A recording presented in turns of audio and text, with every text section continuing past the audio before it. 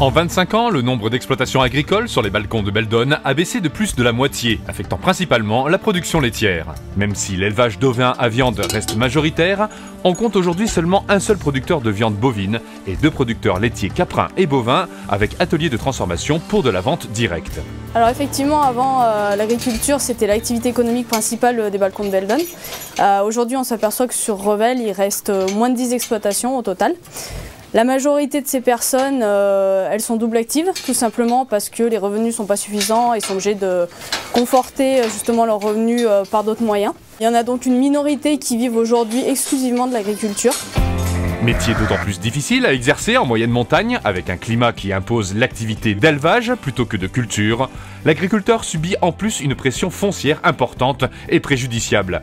Avec à peine 300 hectares de surface agricole utile disponible sur les 2960 que compte la commune, seulement 100 hectares sont mécanisables sur les reliefs du massif. Les habitations grignotent de plus en plus de terrain, ce qui fait que les agriculteurs se retranchent dans les pentes et ils se retrouvent entre guillemets pris en étau entre les habitations qui avancent et la forêt. Ce qui fait qu'aujourd'hui on se retrouve avec des exploitants qui pratiquent le hors-sol alors qu'en campagne on aimerait pouvoir sortir les bêtes.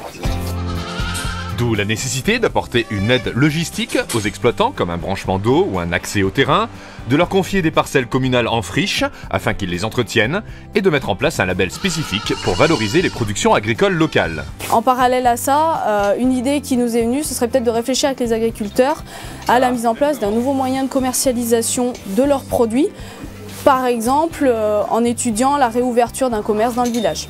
En plus de nourrir des hommes, l'agriculture, c'est ce qui a permis au fil des générations de nous offrir ce beau paysage qu'on a devant nous. Ça a aussi permis d'avoir une biodiversité hétérogène.